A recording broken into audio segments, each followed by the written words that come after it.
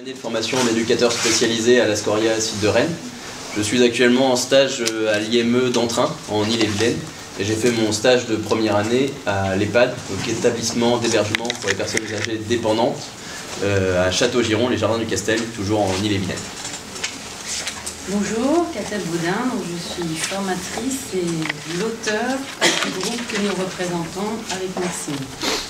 Avant de commencer, nous tenions à associer à notre communication les 10 étudiants éducateurs spécialisés en première et deuxième année, dont Alexandre ici présent, et une éducatrice technique spécialisée en première année de formation, qui ont contribué à notre présence ici aujourd'hui, ainsi qu'Anne-Sophie Cheval, qui était l'animatrice coordinatrice de l'EHPAD et ma formatrice terrain, Alice Le Picard, formatrice à l'Ascoria, et Elisabeth Dufour-Le Breton, responsable de formation ES, qui est ici présente. Donc, dans un premier temps, nous allons évoquer la genèse de ce groupe pluriel qui s'est mis en quête, puis nous vous présenterons notre démarche de recherche et en guise de conclusion, nous allons ouvrir sur le chemin qui se présente à nous après cette biennale. Donc le groupe s'est constitué l'année dernière sur la base d'un soutien à apporter aux étudiants réalisant leur stage en EHPAD. En effet, face à la pénurie des terrains de stage, Ascoria est allé frapper à la porte de terrains innovants, dont le contexte en pleine mutation permet d'accueillir des stagiaires éducateurs spécialisés. Les premières expériences de stage en EHPAD ont montré des stagiaires construisant leur projet en complémentarité du soin, et non pas à côté, avec et au cœur des équipes pluridisciplinaires. Donc, dans une démarche empirique, étudiants et formateurs ont tâtonné à articuler le référentiel métier, partant d'une place accordée aux stagiaires à la construction d'une légitimité au fil de l'eau. Donc, le balbutiement sur le terrain et en formation a donné du sens au projet de stage d'un éducateur spécialisé en EHPAD, partant de l'a priori que cela n'allait pas de soi, s'est transformé en groupe de recherche où étudiants, professionnels et formateurs volontaires étaient convoqués pour réfléchir ensemble à la pertinence de ces stages. Les étudiants qui ont participé à ce groupe n'ont pas tous réalisé leur stage en EHPAD. Certains étaient aussi en stage en foyer d'accueil médicalisé, en maison d'accueil spécialisée et en foyer de vie, où la question de la dépendance est aussi posée. Donc, notre groupe s'est réuni dans le cadre de 2 ateliers du soir l'année dernière, puis la proposition qui nous a été faite par Catel d'un projet de communication dans le cadre de cette biennale a impulsé finalement une nouvelle dynamique dans notre groupe. Donc, entre juin et du coup aujourd'hui, nous nous sommes retrouvés dans le cadre de 5 ateliers pour préparer l'écriture de notre communication.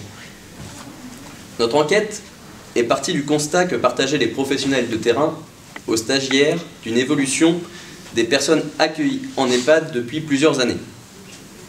En effet, les établissements sont amenés à héberger des publics relevant auparavant du secteur social et qui se retrouvent accueillis en EHPAD aujourd'hui comme tout un chacun. Donc nous trouvons actuellement en EHPAD des personnes présentant des troubles psychiques et pour lesquelles l'accueil en hôpital psychiatrique se limite au temps de la crise de leur pathologie.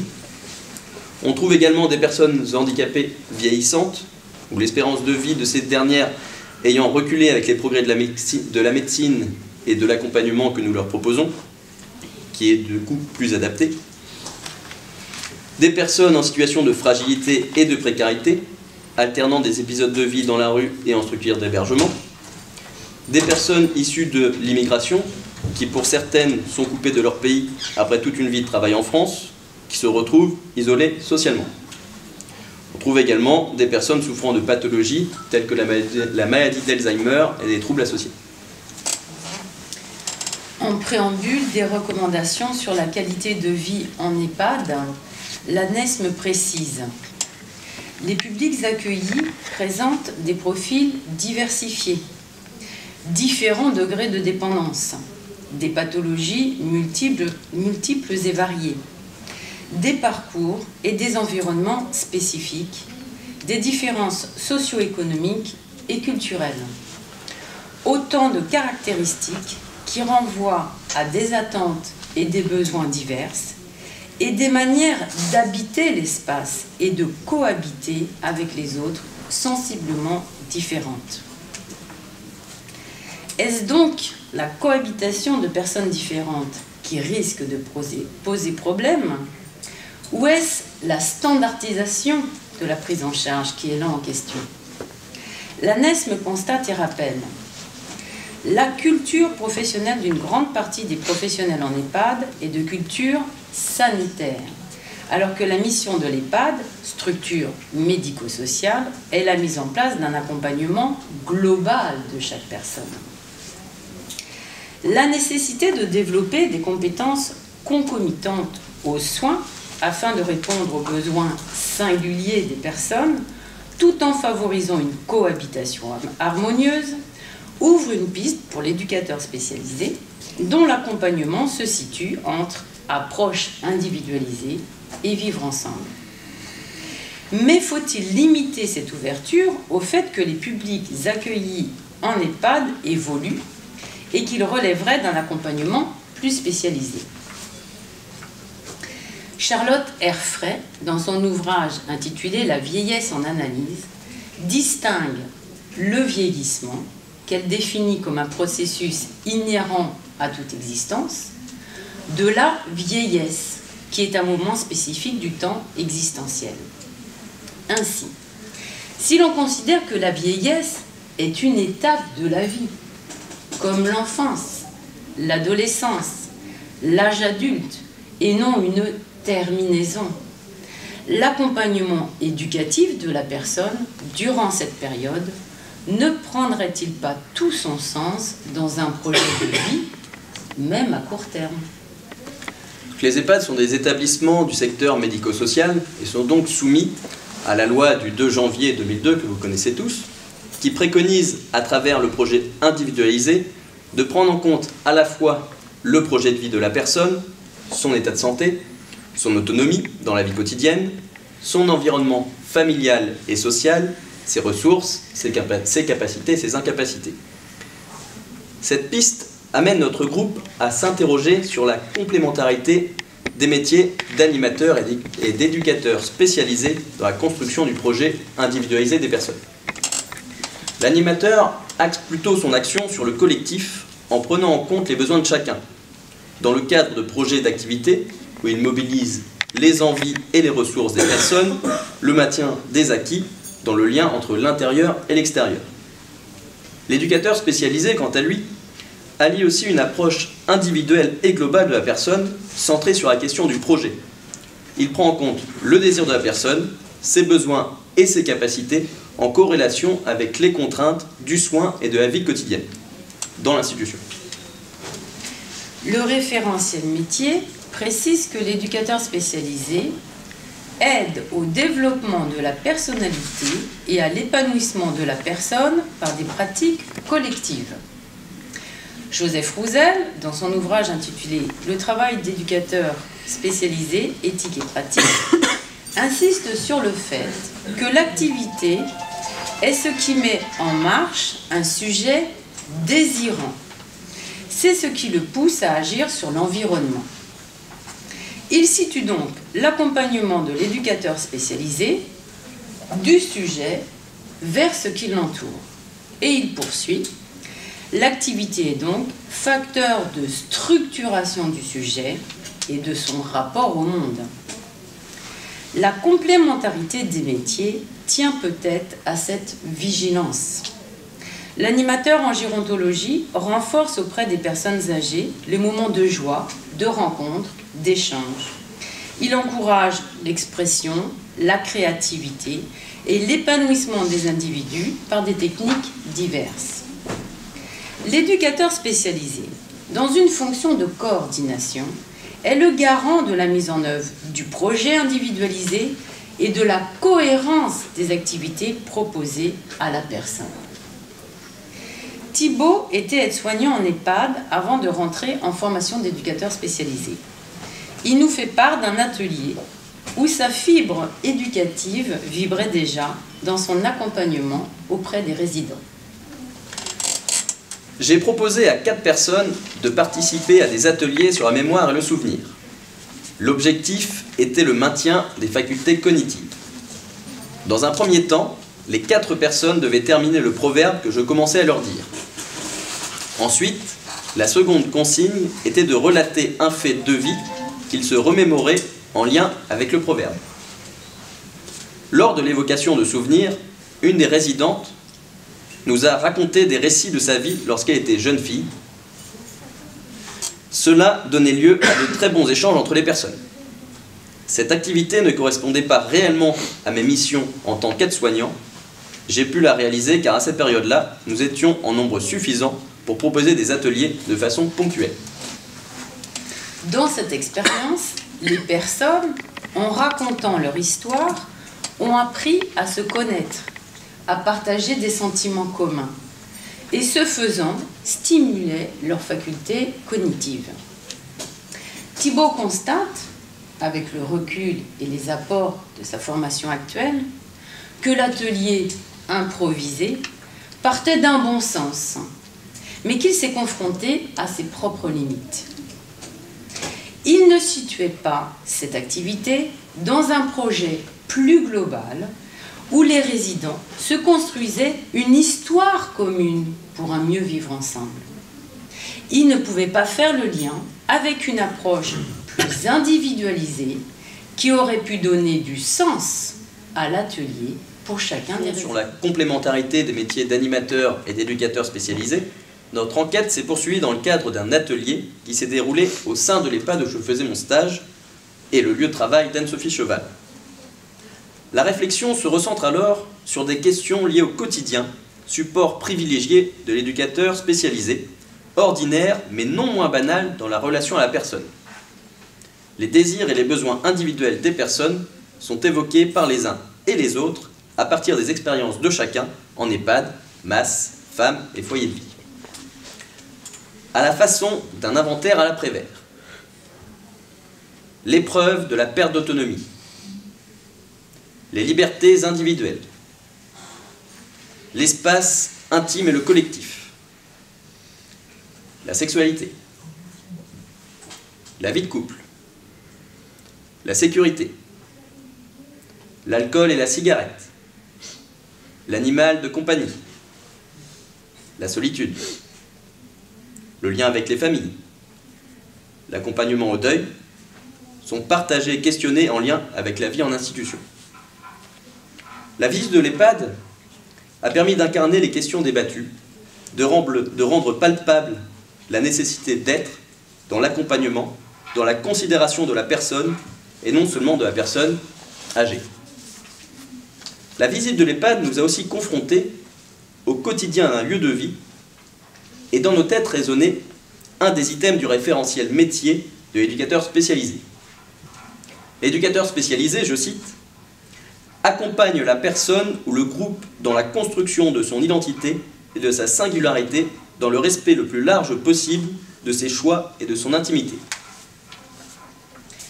Philippe Gaberan, dans son ouvrage intitulé « La relation éducative », insiste sur le fait que la finalité de la relation éducative est d'aider la personne à devenir actrice de sa vie, en favorisant le passage du vivre à l'exister. Les personnes âgées donnent souvent l'impression de ne plus rien attendre, de laisser le temps s'écouler, de vivre dans le présent. Mais un présent permanent, qui n'offre que peu de perspectives, puisqu'ils ne savent pas combien de temps ce présent va encore durer. Dans cette dernière étape du cycle de la vie, comment éviter aux résidents des EHPAD de se résigner à ce présent permanent? Philippe Gaberan précise que vivre, c'est être là sans l'avoir voulu, c'est subir le temps qui passe. Alors qu'exister, c'est accéder à la possibilité de faire des choix, c'est se construire une histoire, c'est appartenir à soi-même et au monde. Il ajoute, si ce passage du vivre à l'exister ne peut pas se faire sans la volonté propre de l'individu, celle-ci ne suffit pas. Il faut une aide extérieure, qui soit celle d'un adulte éducateur. Donc dans le cadre de son stage de première année en EHPAD, ma collègue Natacha nous livre un exemple de projet d'accompagnement personnalisé auprès de Monsieur C. Les constats. Après avoir travaillé dans les fermes étant jeune, Monsieur C est allé à Paris et a travaillé pour Kodak. Il explique encore très bien comment il mesurait la longueur des objectifs avec des dominos, comment il utilisait plusieurs flashs pour avoir assez de luminosité, ou encore la manière dont étaient développées les pellicules photo. Il photographiait surtout des rivières et des chutes d'eau. Lorsqu'il est entré en EHPAD, il n'a pas retrouvé tous ses biens. Cela le tracasse, il parle souvent de tout ce qu'il a perdu en quittant son logement. Il parle d'un violon, d'appareils photo, de divers clichés. Monsieur C se plaint régulièrement de maux de ventre, il se replie sur lui-même. Voici les objectifs que Natacha a proposés pour un accompagnement personnalisé. Remobiliser Monsieur C sur la photographie. Ce média a fait partie de ses apprentissages et est devenu une passion. L'objectif est de le décentrer de ses plaintes somatiques et de l'amener à regarder le monde qui l'entoure. Ouverture vers l'extérieur. Je lui proposerai d'aller voir des expositions de photos. L'EHPAD ayant un partenariat avec l'Artothèque, je me rapprocherai d'eux pour voir ce qu'ils peuvent proposer dans le cadre de ce projet. S'inscrire dans l'institution. Sous forme de chronique visuelle, Monsieur C pourra prendre en photo les dynamiques de l'EHPAD et la vie qui s'y déroule au travers de sa sensibilité. Dynamiser le lien social. Monsieur C pourra aller vers les personnes pour leur demander de prendre des photos, expliquer ce qu'il compte réaliser. Ces échanges le valoriseront et le tourneront vers les autres résidents, lui qui aime partager expériences et anecdotes. Cet exemple montre comment un projet individualisé prend en compte le désir de la personne, vient stimuler ses capacités en lien avec son passé et tourné vers la vie quotidienne et collective. Anne-Sophie Cheval, l'animatrice qui participe à notre groupe, témoigne de son expérience d'accompagnement de stagiaires éducateurs spécialisés, précisant qu'ils ont pu suivre la conception et la réalisation de projets individualisés et que chacun a pu réaliser des ateliers favorisant l'autonomie des résidents par une approche plus personnalisée. En conclusion, nous nous appuyons sur l'ouvrage intitulé « Les accompagner au bout du chemin », rédigé par le réseau de consultants en gérontologie et le CREAI Île-de-France, dont la réflexion sur la distinction à faire entre autonomie et dépendance nous paraît pertinente. Il ne s'agit pas d'opposer ces deux éléments, bien au contraire. Autonomie et dépendance rejoignent de façon égale les objectifs que peuvent se donner les établissements. Si l'autonomie est du côté du choix et de la décision, elle fait appel pour se constituer à une approche éducative, apprendre à décider, à s'assumer. Le contraire de l'autonomie n'est alors pas la dépendance.